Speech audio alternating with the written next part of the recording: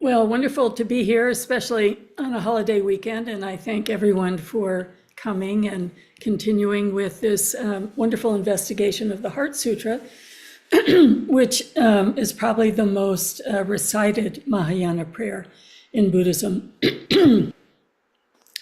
So I'm going to put in the chat room, just to review, all the I words that were connecting to emptiness. Sometimes we say emptiness, sometimes we say boundlessness. And what we're talking about is the relative and the absolute. And so from the perspective of the absolute, there's no separate, inherently existing self. And we're using all of these I words to help us comprehend this. Interbeing, interdependent, interpenetrating, impermanent, and interconnected. So these have come up many times in our in the previous talks. So there's a very old story. Probably, I believe it's from the sutras, where there was this father, and he's coming home from a trip, and he sees that his house is burning and that his children are in danger. They're in the burning house. And the father calls out to the children, come out, it's dangerous in there, come out, you're gonna be really hurt. And the children are laughing and playing, and they're not paying attention to the father. So then the father says, oh, I've got a cart of toys. I've got a PlayStation. I've got your tablet. I've got your stuffed animals. I have all these wonderful things for you to play with. Come out, come out, come out. And then the children come out. So this is an example of why the Buddha gave graduated teachings. Because when we are in samsara seems like so entrancing that it's very difficult to pull ourselves out of samsara. So the Buddha offered, very clear teachings that people found very, very useful, yet they are not the ultimate teachings. So this is the come out when you're hurt. You can use these teachings and things will get better. Yet it was not ultimate teachings or definitive teachings. So again, as I was saying last week, one of the wonderful things about Buddhism is it teaches your mind to be very flexible and to see the purpose of each particular teaching and then not hold on to it as a governing rule, rather, when it's necessary or useful, let go of that teaching and see the next teaching arise. And the teachings on emptiness or boundlessness are very much like that. You're guided through stages of perspectives until your intellect can just let go and stop fighting what seems to be a contradiction between relative and absolute. So I want to read a quote from the Bodhicharyavatara, which we studied a few years ago. Relative and ultimate, these two truths are declared to be. The ultimate is not within reach of the intellect.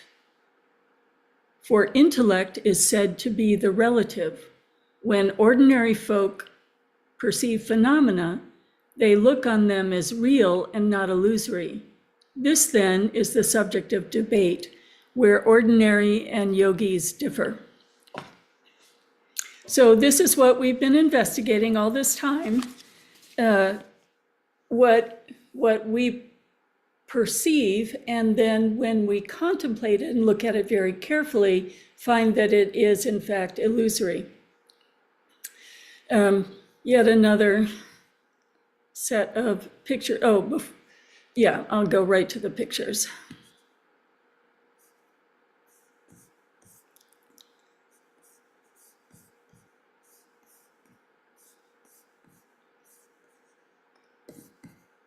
And it is not picking up. All right, I'll try again.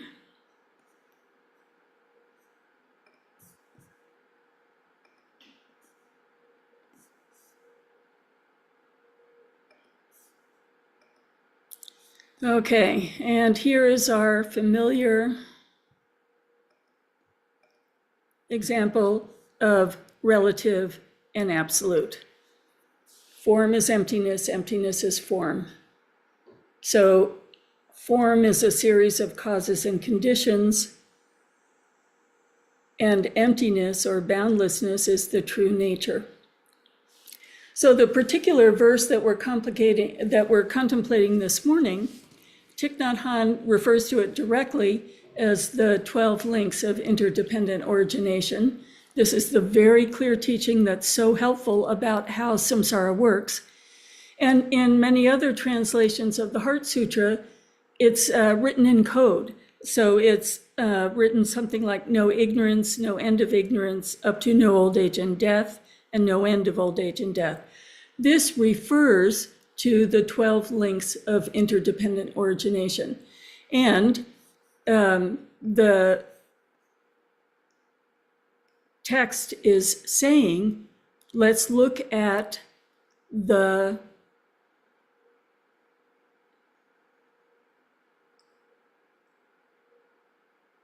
perspective of relative and absolute that's presented in the 12 links of interdependent origination.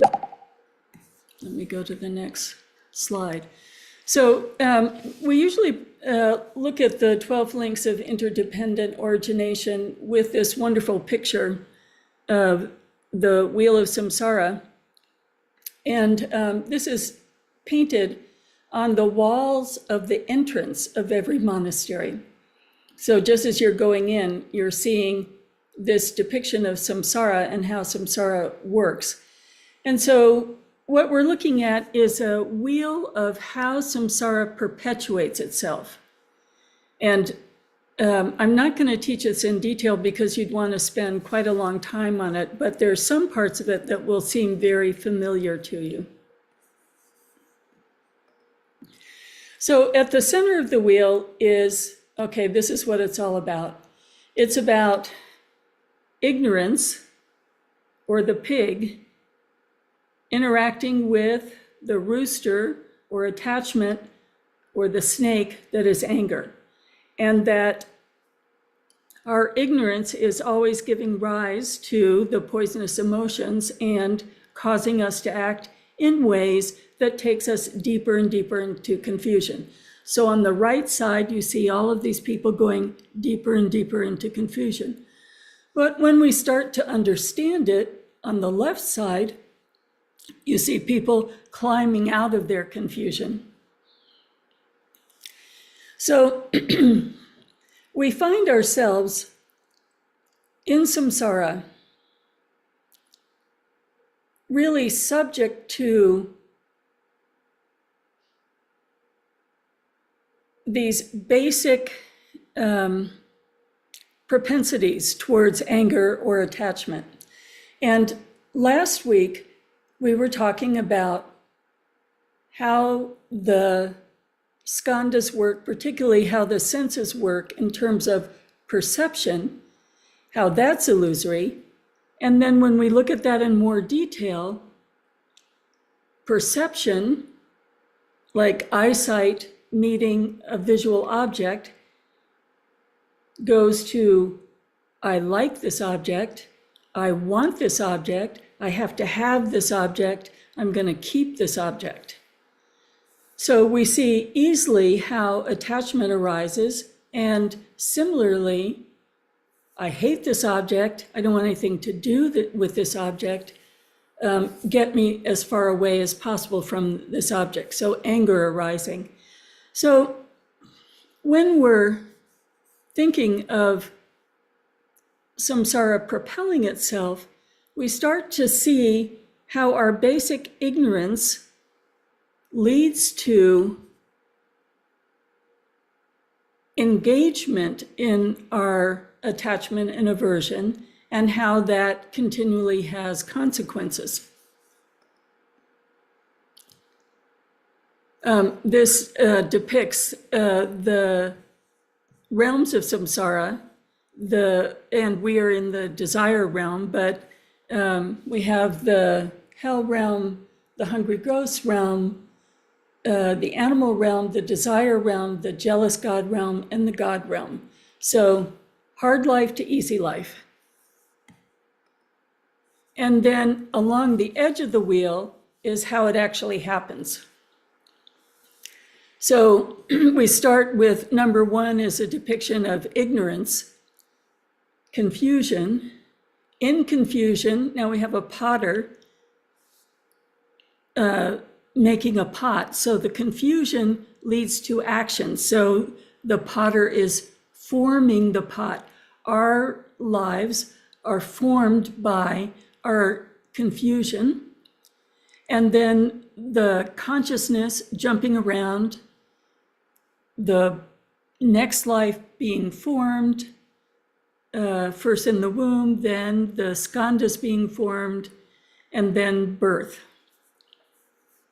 The next few examples then depict in detail, let's just say how addiction works. There's contact, there's an arrow hitting the eye, and then there's the attachment and aversion arising, and then the movement to grasp it. So you see in number 9, the person moving to grasp the fruit. And that's when our karmic seed is planted, which then moves to becoming the pregnant woman, birth, and old age and death. Then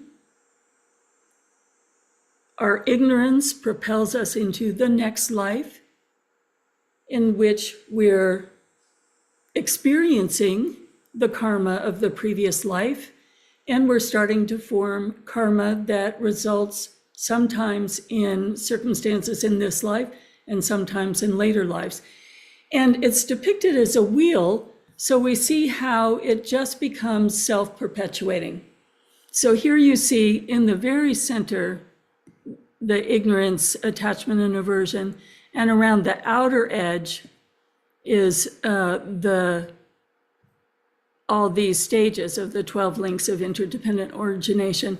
And then holding the wheel is Yama, the god of death. So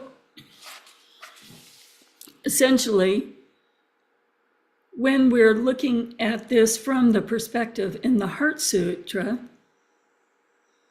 no ignorance, no end of ignorance, or the emptiness of the 12 links of interdependent origination, what the Heart Sutra is saying is, in relative reality, we are subject to causes and conditions. This wheel is going to keep on going, propelled by ignorance, anger, and attachment. Imagine it as like an electric wheel. It is essentially propelled by ignorance, as though that's the electricity that makes it move. Once we have removed ignorance, the whole wheel stops. It's just out of power, it's gone. Then, at that time, we're no longer subject to causes and conditions, and we are dwelling in the absolute. So then we start to see, oh, these 12 links of interdependent origination that I can see, they're explaining samsara to me, and they're explaining how to get out of samsara to me. They're explaining if I conquer addiction and aversion, and if I conquer or drop entirely ignorance, the whole system stops. So it can't be inherently existing because it absolutely dissolves into the absolute when ignorance is removed. And each of the links is dependent on the other links. So, imagine it as this wheel. If you take one of the links out, then it just stops working. So from all of these perspectives, we see this teaching that is so helpful in terms of understanding samsara and how we are propelling ourselves in samsara, drops away completely when we liberate ourselves from ignorance. So again, it is not an inherently existing thing. It's something that is in the relative realm of causes and conditions, in the realm of samsara. So this is one of the major teachings in Buddhism, in Mahayana Buddhism. And again, you can see when the Heart Sutra was presented, and Buddha said, all these teachings I've given you up to this point, so useful. Now soften your mind and see how they are conditioned. Don't grasp onto them like they're the answer to every single thing. Allow your mind to just soften, keep using them while they're useful, but be prepared to let go as you separate yourself from ignorance, which is transitory, adventitious.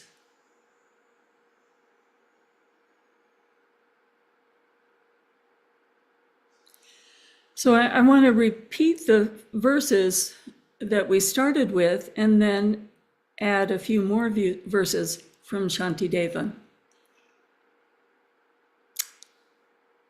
And as I'm doing this, think about how this is softening the grasping of views and certainty and righteousness.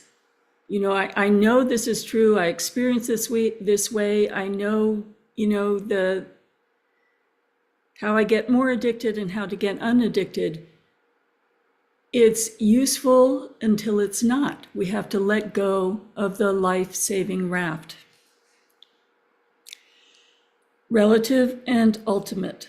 These are the two truths are declared to be. The ultimate is not within reach of the intellect, conceptuality. Our conceptual mind grasps on to how samsara works. Let's solve it. Let's figure out a way not to suffer it. There's got to be a way to get out of this trap into just feeling great. No more suffering. For the intellect is said to be the relative. When ordinary folk perceive phenomena, they look on them as real and not illusory. This then is the subject of debate, where ordinary and yogis differ. The intellect cannot solve samsara. We cannot make it suffering-free. What we can do is see its illusory nature, and the more we see its illusory nature, the less suffering arises. But if the mirage is the mind itself, what then is perceived by what? The guardian of the world himself has said, the mind cannot be seen by mind. Our intellectual mind can't dwell in the absolute. The mind cannot be seen by mind. In just the same way, he has said, the sword's edge cannot cut the sword. But you say, it's like the flame that perfectly illuminates itself. The flame, in fact, can never light itself. And why? Because the darkness never dims it. So we keep thinking that the practice as we define it intellectually will one day become the absolute. And this last verse is so very important. The flame, in fact, can never light itself. And why? Because the darkness never dims it. When we see the illusory nature of samsara and it loses its power, we see that it was always illusory and the absolute was always bright. It was never dimmed by samsara. It's like seeing a child having a nightmare and waking the child up.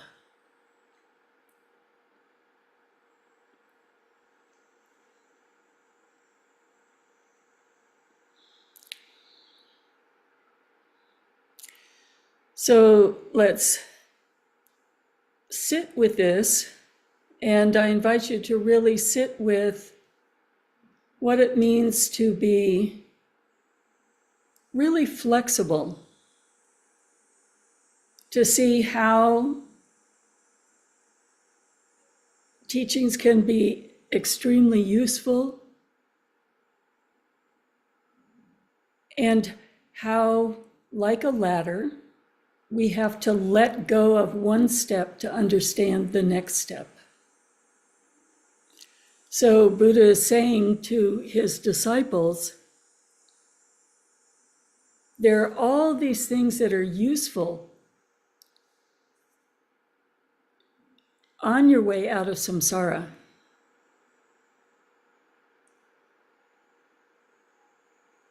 But you have to drop all these useful things to get to the other shore.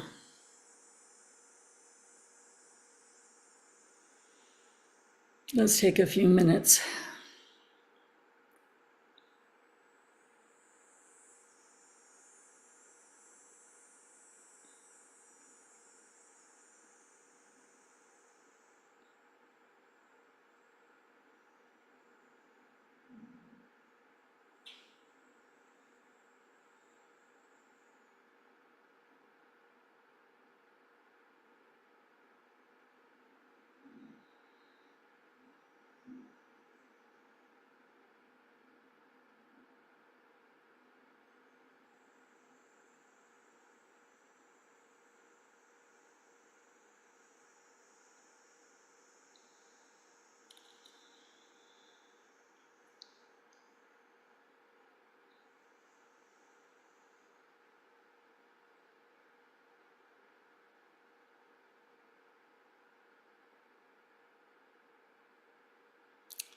I invite you to consider one of your habitual patterns. Like, for instance, in my 20s and teenage years, I smoked and became quite addicted to smoking. And then, although it wasn't easy, I stopped smoking. So think of some habit that you've worked with that there was either a definite change of its strength or a dropping away of an addiction. So from the perspective I have now, the smoking addiction was illusory. Once it was dropped, it was gone.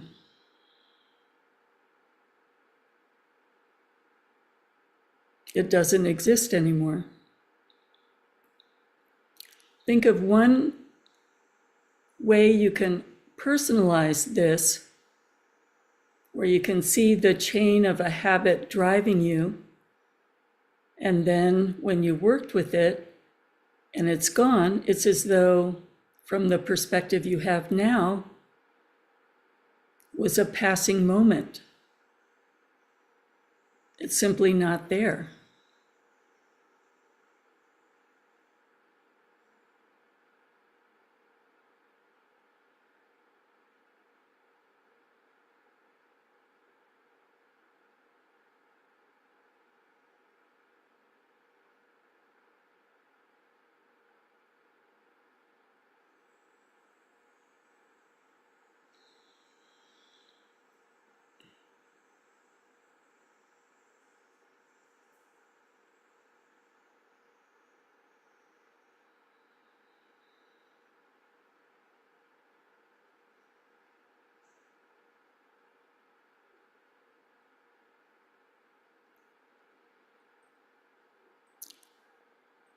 Samsara propelling itself is there